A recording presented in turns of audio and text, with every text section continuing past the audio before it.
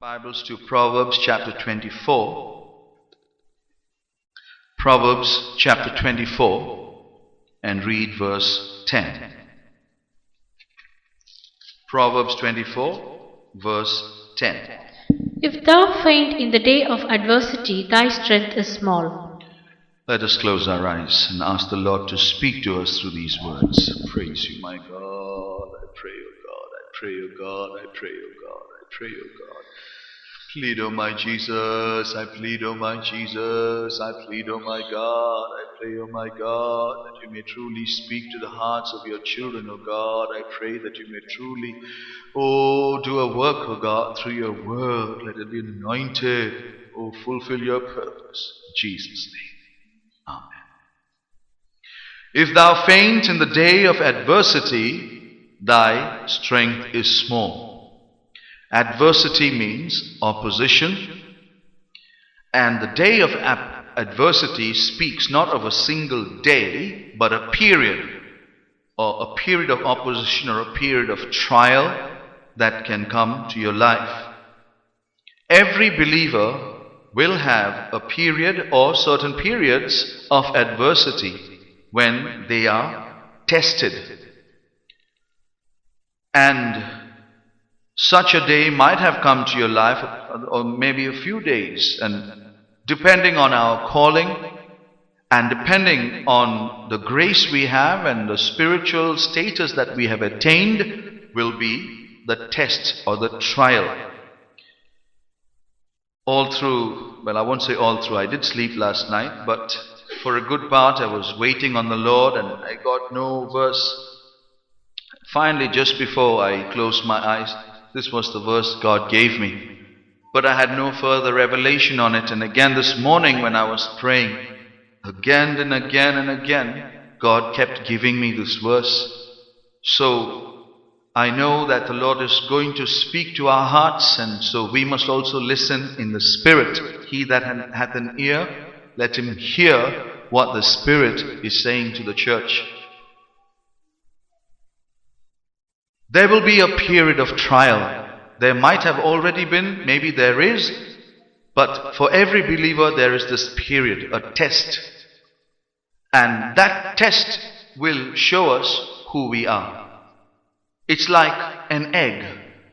It's on the 21st day it will be hatched. But until then we won't know what is inside. It is in that incubation period that something is going on. But that day will declare what was going on. So also now others may not know who you are or what is inside you. But it is in the time of test that we ourselves will know who we are. We may sometimes think we are strong. I remember when I was in school and as early as college, I used to love going to the gym and exercising and carrying these huge weights, and I used to always imagine myself to be a very powerful, because that's the image I gave. And the day we had a group of thugs running into the college to attack, I still remember the day how my teeth began to chatter, my whole body began to shake. I was terrified. And it's that day I really knew how timid I was. It's the day that will declare who we are. Until then, we may have a very inflated opinion of ourselves. We may think, I am a strong person, I am a capable person, I am able to bear, and I am able to stand in the trial. God has given me that revelation, and He has given me that anointing, and I am so and so. We may have that opinion. St. Paul says, wherefore, let anyone who thinks he is standing take heed lest he fall. In that day of adversity, if you faint, then your strength is small. In 1 Corinthians chapter 3, St. Paul speaks of that day. He calls it a day when you will be tested by fire. 1 Corinthians chapter 3, you read 13. Every man's work shall be made manifest, Every man's work shall be openly manifested. for the day shall declare The it. day shall declare it. Because it shall be revealed by fire, the fire shall try every man's work of what sort it is. The fire will test you to see what you are made up of. And he mentions different materials that you could be made up of in the previous verse. He says, if any man build upon this foundation, gold, silver, precious stones, wood, hay, stubble. 6 things are mentioned, and they are divided into 2 categories. Gold, silver, and precious stones are the first. The other is wood, hay, and stubble. What is the difference between these 2 groups? The fire shows the difference. What is the difference? When a fire burns, what happens to gold?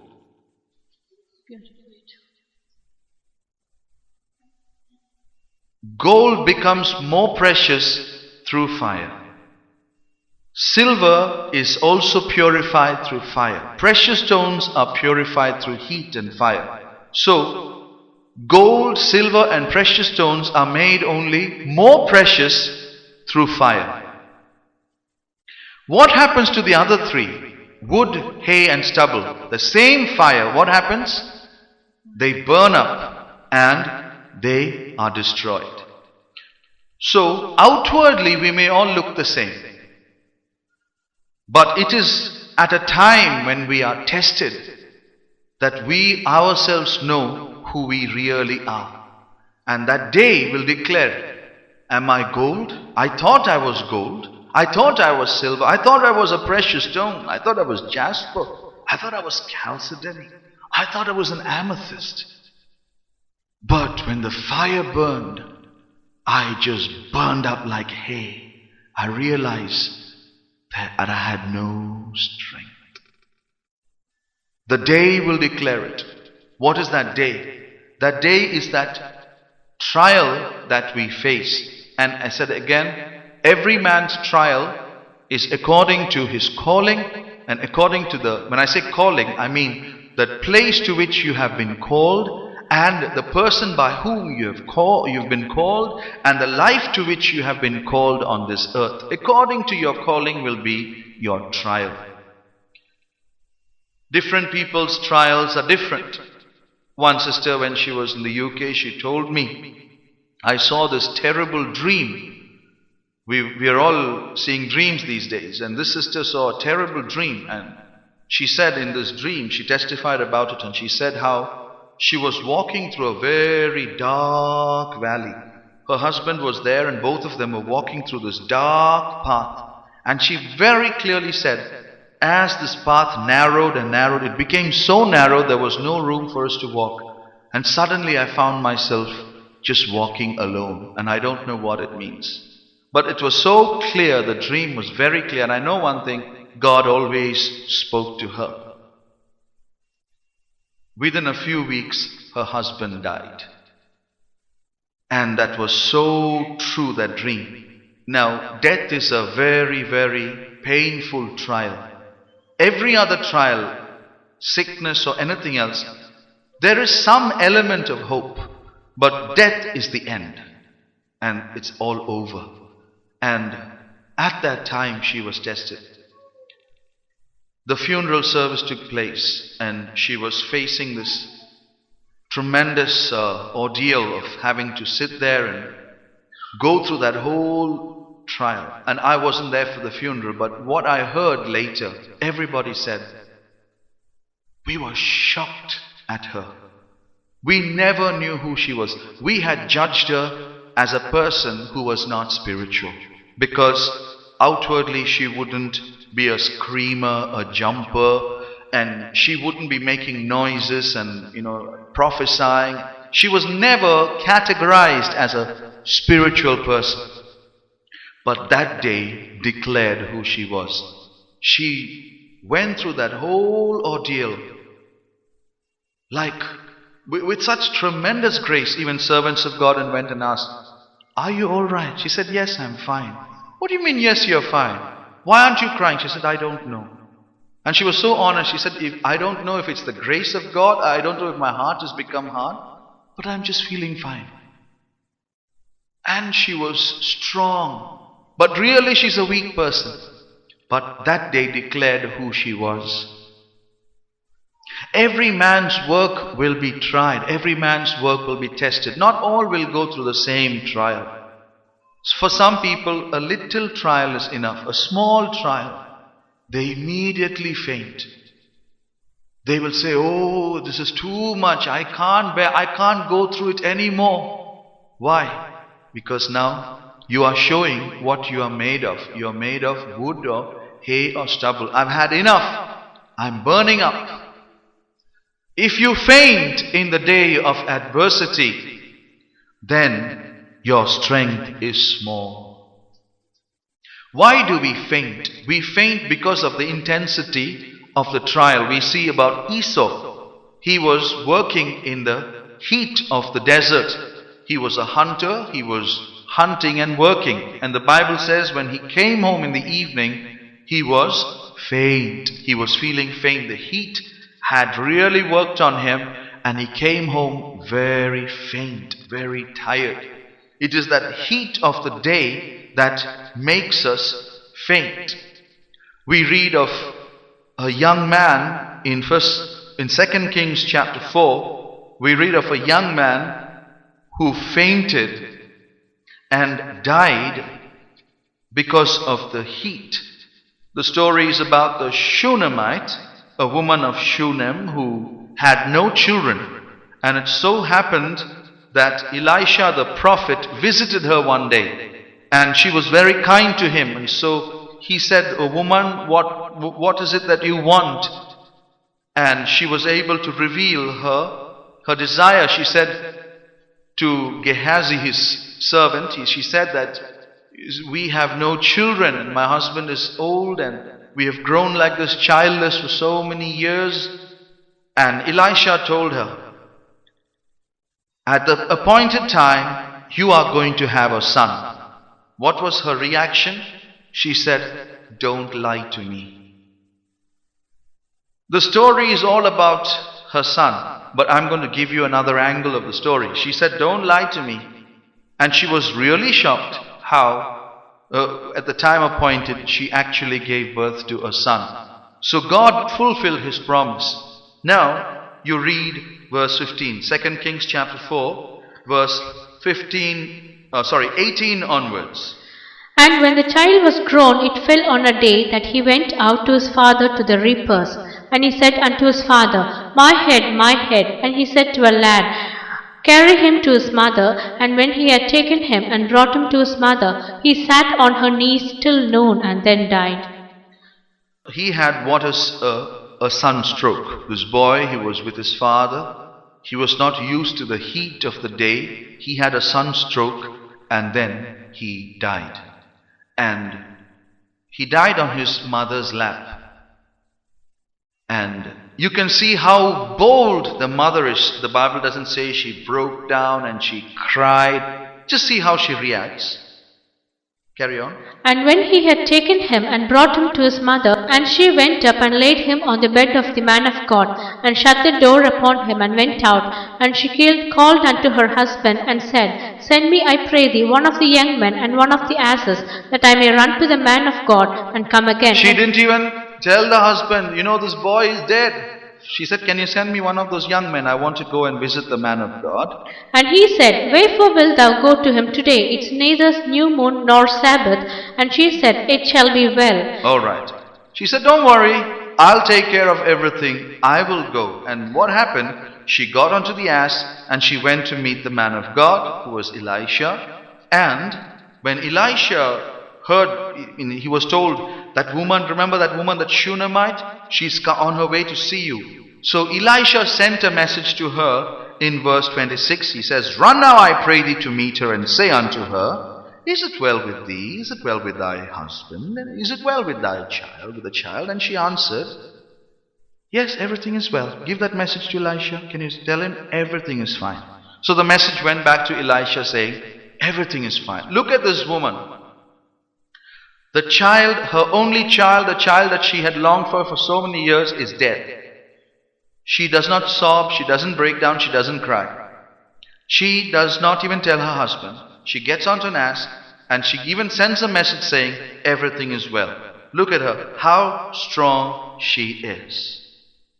And verse 27. And when she came to the man of God to the hill, she caught him by the feet. But Gehazi came near to thrust her away. And the man of God said, Let her alone, for her soul is vexed within her, and the Lord hath hid it from me, and hath not told me. Then, what was the truth? She looked strong. She appeared strong, but actually deep inside she was hiding her feelings. And Elisha, the moment she saw Elisha, she fell down at his feet and caught hold of his feet. When Gehazi tried to push her away, Elisha said, Look, just leave her. Her soul is vexed within her, but God hasn't shown me what has happened to her. So just leave her. Now listen to her words. Then she said, Did I desire a son of my Lord? Did I not say, Do not deceive me? Then See, she said, Remember, I never came to you asking for a child. You are the one who came and said, What do you want? And you will have it. I never came. I never even asked for it. And do you remember? Do you remember when you told me? What did I tell you? I said, don't lie. Don't lie. I never asked. I did not want it. Now what did you do? You promised the son. I got the son. I was a happy woman. I knew I was childless, but at least I got used to it. Now you gave me this blessing, and now you took it. And you've left me as a distraught, broken woman. Why did you do this to me? Dear children of God, okay, the story says God again raised this boy and he was blessed. But the story is this. Sometimes in this day of adversity, we blame God for the blessing He gave us. I never asked for it. You gave it to me. And now look at what you've done. Adam told God, God, I was happy. There were animals and I was so happy in the garden. You said it's not good to be alone. You gave me that woman and that woman has ended up deceiving me. I never asked you for a wife. You gave me a partner and now look, it's all messed up. When the day of adversity comes, that is when we begin to know who we are. As the heat increases, Elisha the prophet is watching this. Now, what about Elisha the prophet? The Bible tells us Elisha the prophet before was only a little servant. He was a servant to another big prophet. What was his name? Elijah. Elijah the prophet was not an ordinary prophet. The prophet who divided the river Jordan. The prophet who brought down fire. Whenever he wanted, he could bring fire down. And whenever he wanted, he could stop rain. He was a mighty, mighty, mighty man of God. But even he had a day of adversity. This great Elijah, the powerful Elijah whom everybody trembled before, when you turn to 1 Kings chapter 19, he had a day of adversity. And during that day of adversity, what happened? In verse 4. But he himself went a day's journey into the wilderness, and came and sat down under a juniper tree. And he requested for himself that he might die, and said, It is enough. Now, O Lord, take away my life, for I am not better than my fathers. Elisha's day of trial came. His period of trial came. And what was his trial? The man who faced hundreds of prophets, challenged them on Mount Carmel. He challenged so many people. He brought fire down. God proved how powerful this prophet was. And now he's trembling because of a woman. A woman called Jezebel threatened to take his life. She said, because of what you have done, you are going to regret the day you were born. Just wait and see what I'm going to do. One threat. Immediately he became so troubled. Shakespeare said a coward dies 100 deaths. Before he actually dies, he'll hear the news. Some believers, they feel, there's a pain here. oh, there's a pain. My uncle had the same pain. My auntie had this pain. Now I have this pain. I know what it is. This is lymphoma of the abdomen. Okay, that's it. My days are numbered. I'm going. Can you please get my will ready?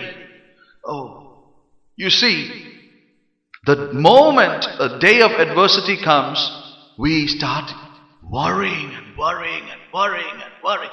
And we die 100 times before we die. In fact, sometimes 99 times we die, and the 100th time actually we think, hey, the pain's gone.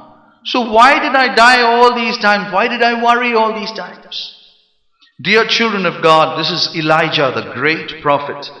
One woman just exposed who he really was. He became so troubled.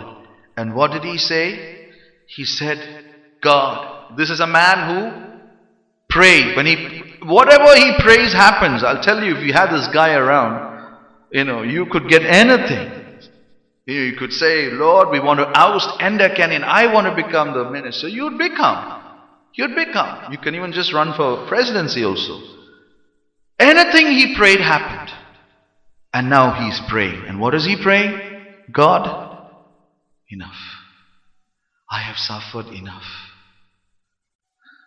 Lord, finish the good work in me and take me. I'm ready. Come, Lord, come. Why does he want to go? Once one young sister, a believer, offered herself for the ministry.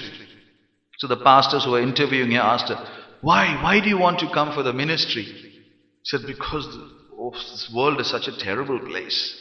I'm just tired, I'm fed up. So she thought she can escape those things and come for the ministry. That is not what the ministry is for. It is not a place to escape. It's not a place to hide from reality. Elijah now says, Lord, I've had enough. How many of you in times of trial you have said, enough, I've had enough? Sometimes you before telling the Lord, you tell your family, it is the day when I die you will realize my value.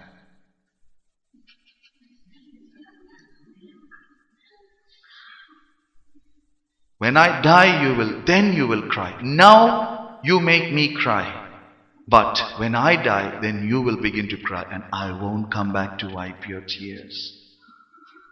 And those are powerful words indeed, because we really affect people by those words we say. And then, after saying that, now I opened my mouth and said it, God, can you please make it happen? Otherwise they'll think I'm a false prophet. Lord, take my life.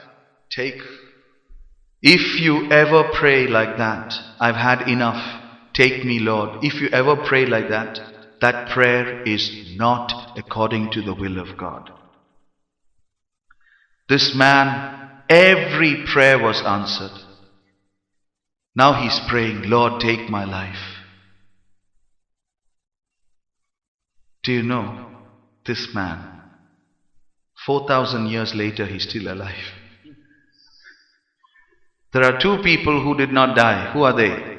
Enoch and Elijah. This man, he wanted to die that day. Now 4,000 years later, that prayer is still not answered. Longest unanswered prayer is Elijah's prayer. So if you ever pray, Lord, I've had enough, take my life.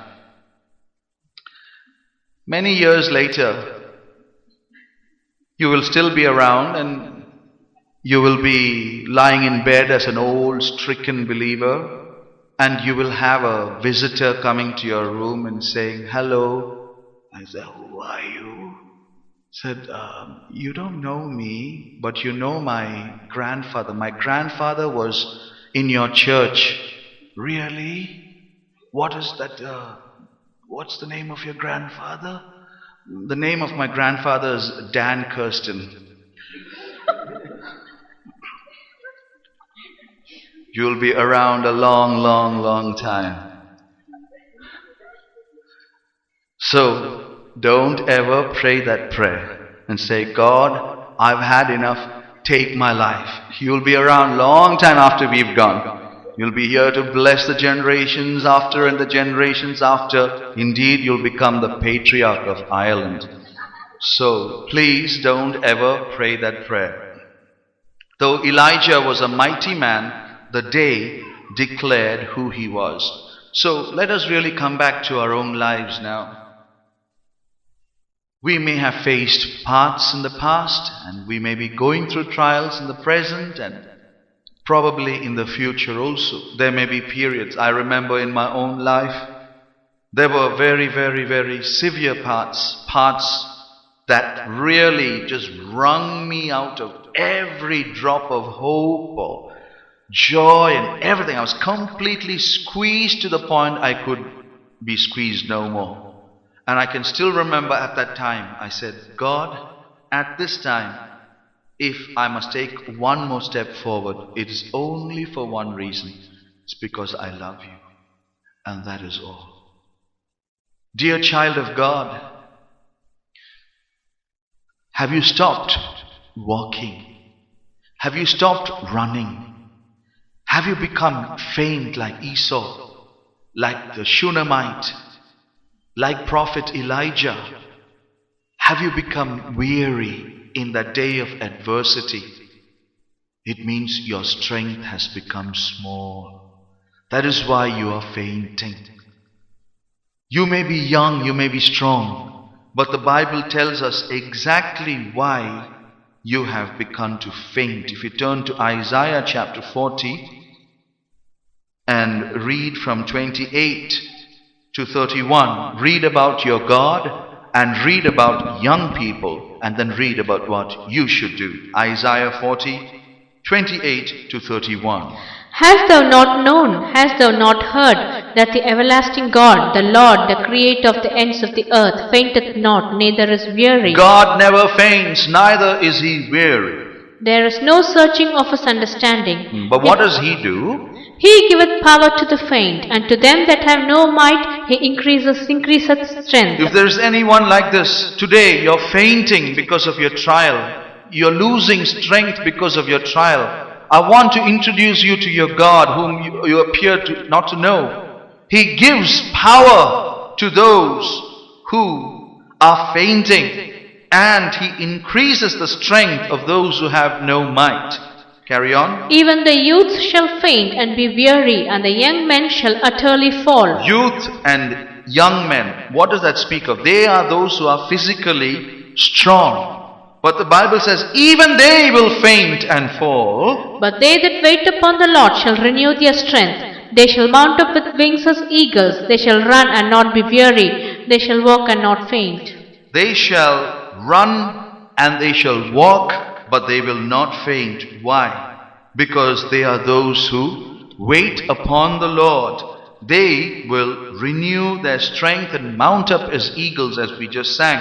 When I chose that song, I never even thought about the eagle at that time, but it tallies with the word of God. It confirms the word. Dear child of God, if you have stopped waiting upon God, you will faint in your trial. As I mentioned once in the last week, we must be those who set apart some time doing nothing but waiting upon the Lord. Don't use that time to make telephone calls or to plan your agenda for the next week. It's a quiet time, so you can use it to sit and think about all rubbish. That's not waiting upon the Lord. To wait upon the Lord is an old term. It's not something that we use these days in modern times, but in times of old, in those days where there were servants and mistresses and so on, the habit of waiting upon their mistress. It's in the Psalms also, we read about that in Psalm 123, 1 and 2. 1 and 2. Unto thee lift I up mine eyes, O thou that dwellest in the heavens. Behold, as the eyes of the servant look unto the hand of their masters, and as the eyes of a maiden unto the hand of her mistress, so our eyes wait upon the Lord our God, until that he have mercy upon us. Like the servant looks to his master, and a maiden looks to her mistress, so my eyes wait upon the Lord. until he has mercy. Not that he might have mercy, until he may have mercy. That is the beautiful word there, until. Some of us, we wait upon the Lord that he may have mercy. That means we are demanding, he must show mercy in my time. If we demand mercy, is that mercy? Mercy is given to the person who doesn't deserve it, who feels he's not worthy of it. So she says, the writer says, the psalmist says, as a maiden looks to her mistress, as a servant looks to the master, my eyes look to the Lord. I just look and I wait until he has mercy. So that means I realize I have no right to demand. I will wait until he has mercy. How many of you have had that experience? You wait one day, you wait 2 days, you wait 1 week, you wait 2 weeks, 1 month. There are those who say, the moment I pray, God gives me an answer. It sounds wonderful. Look at Elijah. He was a man like that. The moment he prayed, God answered it. But in the day came, he fainted. Those whose prayers are answered instantly are those who will faint easily. That is why when God does not answer their prayers, what happens? They start fainting. That is why in Luke 18, Jesus said, men ought always to pray and not to faint. And he gave the example of that widow. And he said how this widow kept going to that unjust judge, and that prayer, her request was not granted. He gives that example, and then he speaks about his elect, his chosen ones in verse 7, and says, And shall not God avenge his own elect, which cry day and night unto him, though he bear long with them? Carry on. I tell you that he will avenge them speedily. He will avenge them speedily. He will answer them speedily. And yet, at the same time, we are saying he's bearing long with them. What does that mean? Though he says, I will answer them speedily, there is a time for that. And at that time, they will not faint. They will not become weary. But night and day, what are they doing? They are waiting upon the Lord. These are the chosen ones. They may pray for weeks and months, and we see all around them, believers have their prayers answered and their needs met and their burdens removed, their problems solved.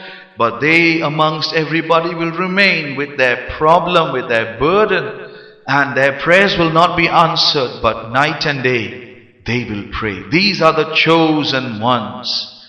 They are those who do not faint. Dear children of God, today let us all examine ourselves and see what our state is. Are we those who wait upon the Lord? As we studied, those who wait are those whose eyes are fixed upon the Lord. Think about yourself. Are your eyes upon Jesus? Are you looking unto Jesus? It is when you stop looking at Him and instead you start looking at people, either for help or for example or a role model. When you take your eyes off Jesus and you start looking to people, you begin to shake. You begin to faint. The Bible says, do not trust in man whose breath is in his nostrils. Instead, let your eyes be upon the Lord. What happens to those who stop looking unto Jesus? What does the author to the Hebrews say? They will start fainting. Hebrews 12, you read verse 3. For consider him that... Consider him meaning you gaze upon him intently or study or analyze him. That endured such contradiction of sinners against himself, lest ye be wearied and faint in your minds. Lest ye be wearied and faint in your minds. See, that is the real fainting. What about Esau's fainting? It was a physical fainting. Because of the heat. Because of the heat of the day, he fainted. What about the boy, the Shunammite son? He fainted because of the heat. That is physical fainting. But the Shunammite herself, her fainting was emotional, spiritual. What about Elijah's fainting? It was spiritual, it was emotional. Yes, physically we may faint because of thirst or sickness or, because of the heat. But spiritually we faint in our minds because of the spiritual heat, because of the intensity of the trial, the unanswered prayers, the unsolved problems, pressing burdens, situations at home or at work or anywhere, situations that crush us. And we come to a place we say, enough! I can't take it anymore. God, take my life. Lord, I can't bear it anymore. Why do you say that? This verse says you are fainting in your minds because you are not looking at Jesus. You are not spending enough time studying Jesus, analyzing Jesus. Consider Him. Who? Consider the one on the cross who endured the contradiction of sinners. At any time did Jesus say, enough, I can't take anymore? Did at any time Jesus say, I cannot bear anymore? No, He did not. What was the secret of Jesus? What was the secret of Jesus that enabled Him to bear and bear and bear and bear without fainting, without becoming weary? That is why you study Jesus. That is why you look and you must think, Lord, my trial is severe.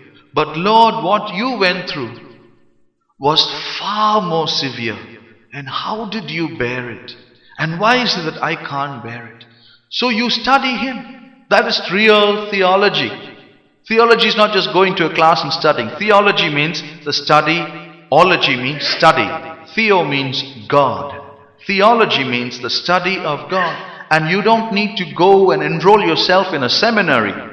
You can have theology in your own home by waiting upon the Lord and looking unto Jesus, the author and the finisher of your faith, who for the joy that was set before Him, He endured that cross and despised that shame. You study Him. You look at Him. Don't just come. How many of you believers, you are taught by God even in the quietness of your home? You come here and you learn the apostolic doctrine. And in your home, you sit down and wait upon the Lord. If you don't have the habit of disciplining yourself and just sitting down and just looking at Him, just study Him. I told you that was one important advice given to me by a servant of God when I began my Christian life. She said, you must spend time quietly in the presence of God and just look at Him. And when she told me that, I thought, oh, that's easy. Not to open my mouth and just sit quietly and look at Him. And I found I had a big problem. I sat down and said, okay, Jesus, in obedience to that servant of God, here I am. I'm going to look at you and I'm going to keep quiet. And in 10 seconds I was thinking of racing cars. And I thought, what? Oh, sorry. Lord, let me look at you. And I'm looking at Him.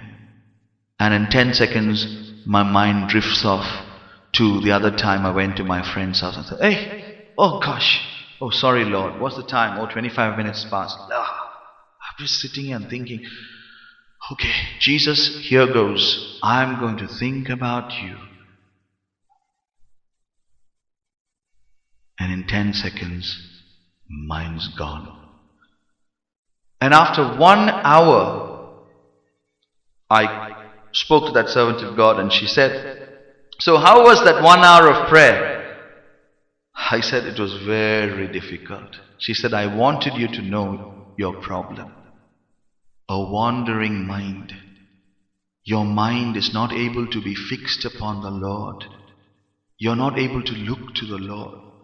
So God had to take me through that process of discipline where you can actually sit down, putting everything aside.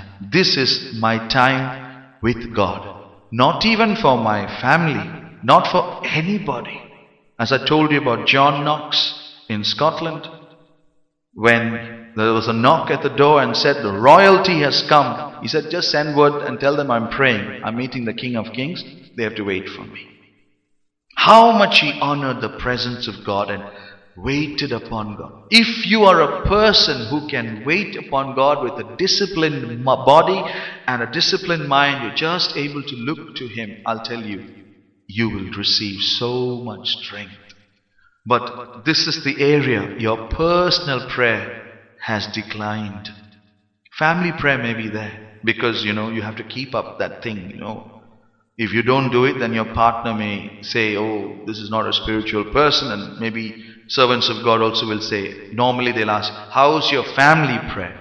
And you have to say, it is fine. So to keep that up, you keep that going. And it's easy. Two people, just mentioning things and going. But what about your personal prayer? Do you give that personal time to God? Do you sit at home and put everything else aside? Does your family testify? Can your family testify about you that you have that time with the Lord? That is your strength. And when you just look as the servant looks to the master, when your eyes just wait upon the Lord, you're just looking, that means your mind is just focusing. And as the writer to the Hebrews says, you're just gazing to Jesus. You will begin to understand about Jesus.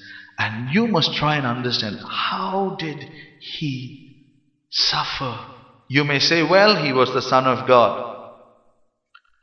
He was the Son of God, so it was easy for me. I'm not Jesus. So many people say, excuse me, I'm not Jesus. When your family members say, see how you're behaving, Jesus would never do that. Excuse me, I'm not Jesus. That's such a wrong thing to say, because we already know you're not Jesus. But the fact is, you must become like him. And why is it that you are not like him? You say, well, he was God, he was the Son of God. Again, you're wrong. You forget that he was a total human being when he came into this world. Of course, he was the deity. He did not cease to be God. But he was like you and me with the normal hands and legs and feelings like we have apart from sin. Everything was normal. He felt pain like we feel. He felt loneliness like we feel. He felt hunger like we feel. He felt weakness. He felt tiredness. And he went through that without fainting. How? What was his secret? How would you ever find out if you don't sit and gaze upon him? If you don't consider the crucified Christ, how will you find out his secret?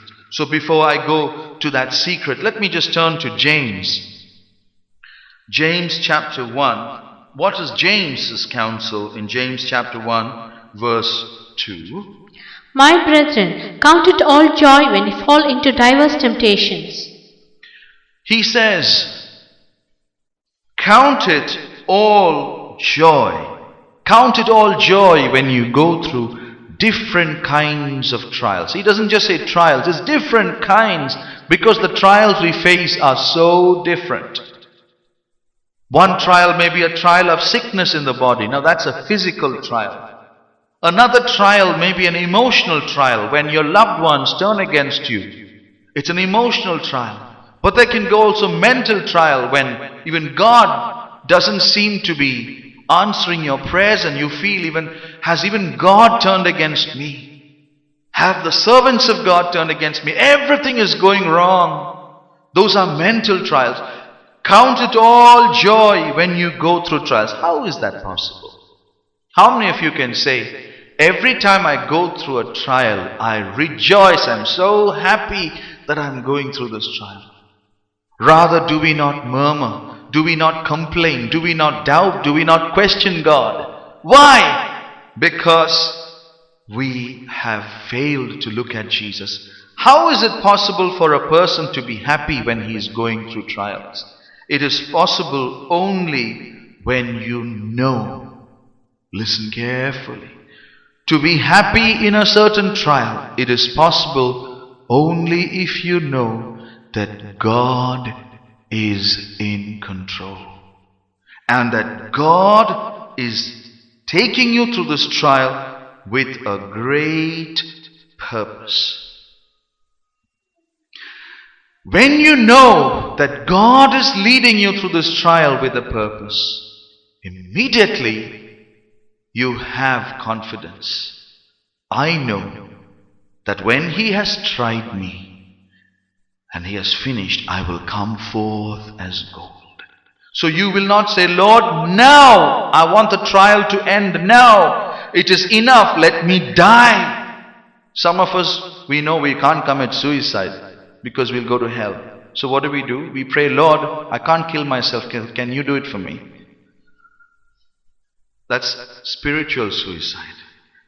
Telling the Lord to do the dirty job which you can't do yourself. Kill me, Lord! Enough!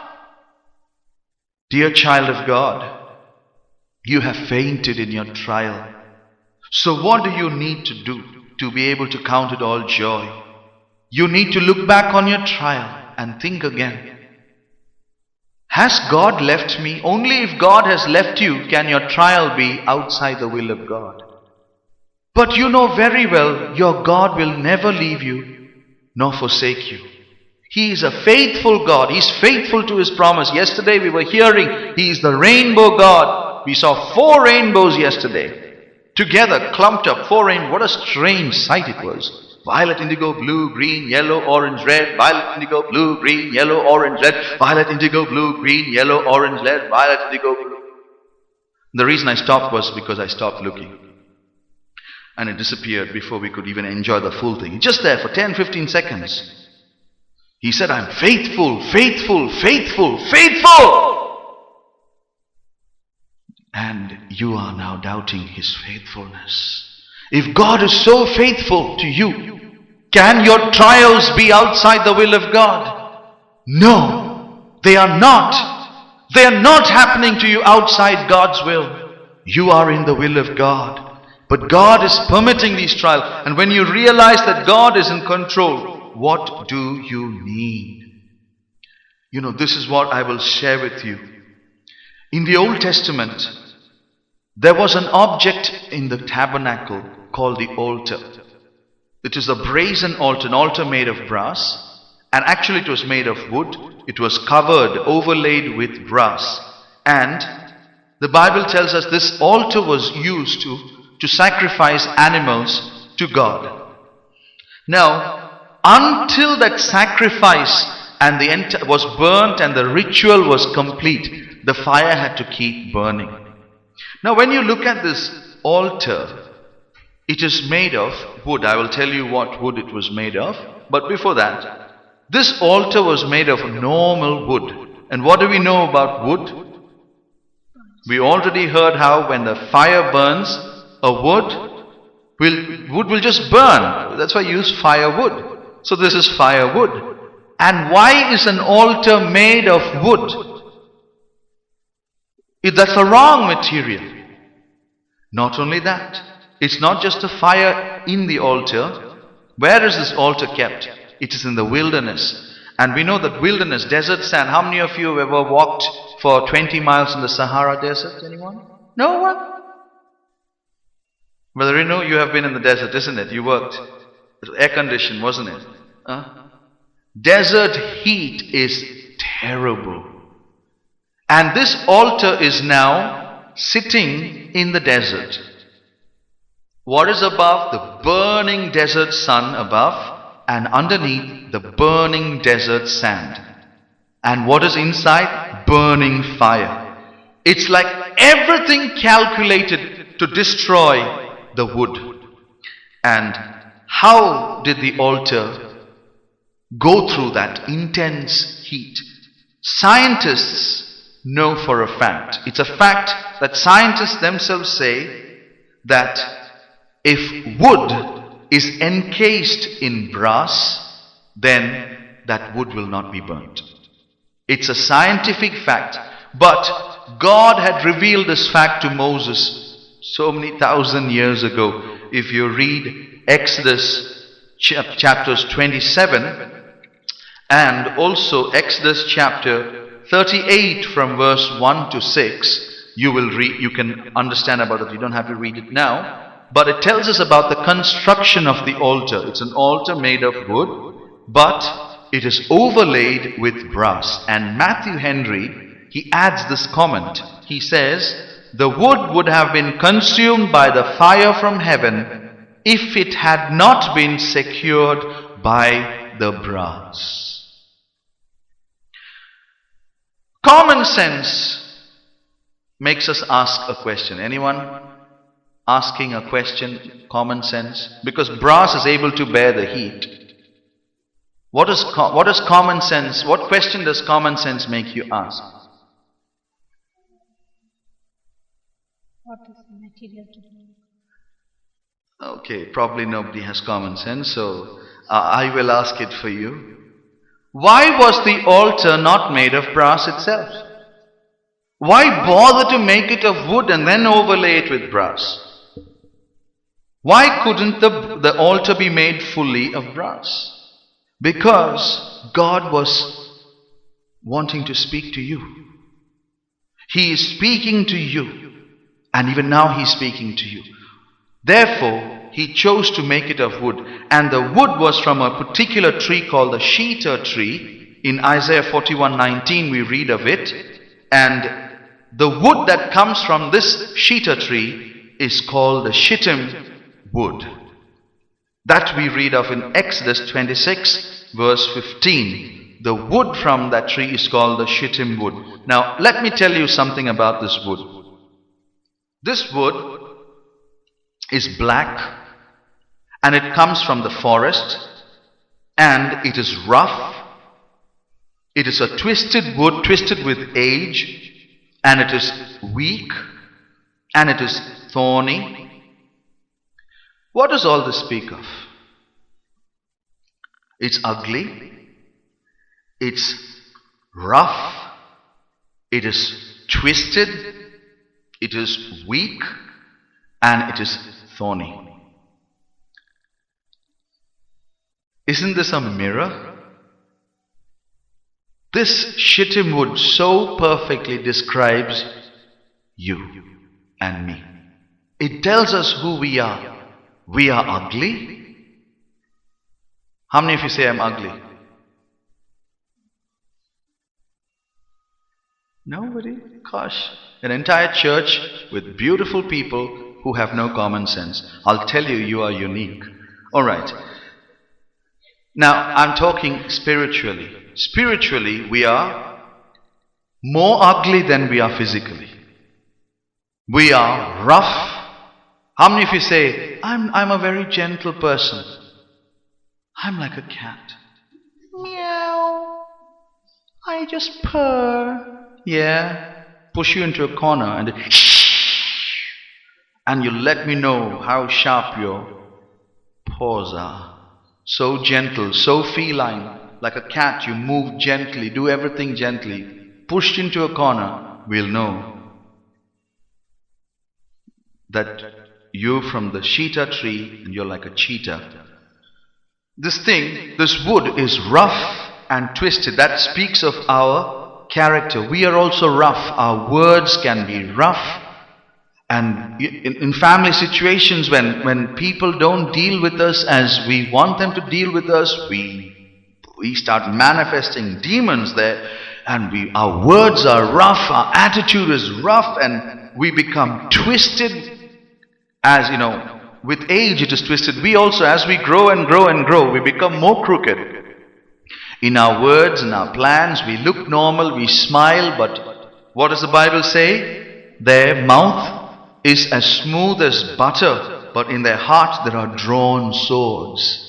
See how twisted, how crooked we are. And we are weak, and we are thorny. We pierce with our words. We pierce with our glares. You know, some people in the family, they don't speak much. One look, and the others just bang, they collapse and die. One look. Anyone in your family like that? They just look like that. If they have glasses, they look above their glasses. If they have no glasses, they don't need that. They just look. It's like a lens. You just fry and die. Anyone like that? Who looks like that? One look. Thorny. Piercing. That is our nature. We are that shittim wood. Now, the fire that came on that altar was not put on the altar by Moses or Aaron. It was a fire that came down from heaven. The fire on the altar came down from heaven. It was God Himself who brought that fire down. So understand, you are the altar made of wood, And the fire is permitted by God. It is God who is taking you through that fire according to His will. Now, how is it that that wood does not burn? Because of the brass. What does this brass speak of? This brass speaks of the grace of God. It is in the trial that we really taste the grace of God. And we need that grace to bear the heat of that trial. Now understand this very carefully. You see a wooden altar. And this altar has to survive the fire. You are that altar. How do I know you are the altar? What does the altar speak of? It speaks of a person who has said, Lord, I surrender to your will. How many of you have ever said those words? Lord, I surrender to your will. The moment you spoke those words, you became His altar. You are made of wood and the fire is burning. The trial is intense. The heat is very, very high. And if you have to not burn up, that fire will burn you up. And what happens when that fire starts, the heat of the trial, we start revealing the wood. What happens to us? We reveal our nature, our shittim wood nature, our unsanctified nature. Because we cannot bear these fires naturally. So we show how rough we are, how thorny we are, and how angry we are, how weak we are. And then finally we shrivel, we burn up, and we die. Enough. Take my life. I'm finished. I can't take this anymore. Why? Because we are wood without brass. We are weak without the grace of God. The mistake that you are making is trying to put out the fire. What is that fire burning on the wood for? It is to finish the work that God has started. It has to burn up that sacrifice, burn up the flesh, and bring that person to a perfection. So if you put out the fire before God finishes that work in you, what will happen? You will become an unfinished vessel. You will not be ready to see the face of Jesus. So the fire has to burn. That is why this is not a destroying fire. It is a sanctifying fire. The trial that God is taking you through is not a trial that will destroy you. It is a trial that is sanctifying you. But what is the state of your faith? If it is gold, it will become more precious. But if you are only wood and hay and stubble, you will burn and die. So dear child of God, like the shittim wood cannot naturally endure that fire and it has to be encased with brass, your flesh is weak and you cannot survive that fire. So you need the grace of God. Little trials are enough. I remember a few years ago, I was sitting there in London at the information desk during the Brixton convention, and we received a phone call from one of the believers who was arriving from I don't know where, and she said, I'm arrived here and I'm Victoria and I'm waiting for somebody who is to pick me up. So the brother who was there said, yes, but we sent him about 1 hour ago. Hasn't he reached you? Then he said, okay, we'll contact him. Sister, you call back in 5 minutes. So they contacted him and said, where are you? He said, I'm in Victoria, I'm waiting for the sister. Hey, she's arrived. Oh, has she? Where's she? Oh, we'll let you know. Now where are you? He said, I'm by this telephone, by the booth. Okay, you stand there, right? And is there any shop nearby? Oh, yes, this is the shop. Okay, you just stand there, right? 5 minutes later, that sister called and said, what's happening? He said, that brother is waiting for you. Can you go to the telephone booth? There's a shop nearby. She said, yes, I can see it. Okay, go there. That brother's there waiting for you. She said, actually, there's nobody there. So they called that brother and said, where exactly are you standing? He said, I'm standing by the telephone. I'm standing by the shop and I'm waiting for the sister. She has come to there. He said, I can't see any sister here. And we were there trying to get these two to meet each other, and finally when they actually met each other, it was 45 minutes later, and I'll tell you by then, that sister showed us she had absolutely no grace. She just blew her fuse. And she was screaming ahead of Is this the welcome you give me? Bang, bang, bang, bang, bang. And we were there like, the brother finally, he got her into the car and he brought her, and then she came walking in there. We were like cowering under the desk, waiting for her. Lord, let this trial pass, oh Lord. And we were hiding there under that wooden table, the altar, because probably we didn't have enough brass either. Anyway, I'm just giving an example. Maybe, God willing, God forbid rather, let me say that way, next week you may land there and you're waiting there, and then nobody comes and picks you, and finally the person comes and finds you Sunday evening. What do? Would you laugh like you laughed just now? Or would you come with your barrels loaded?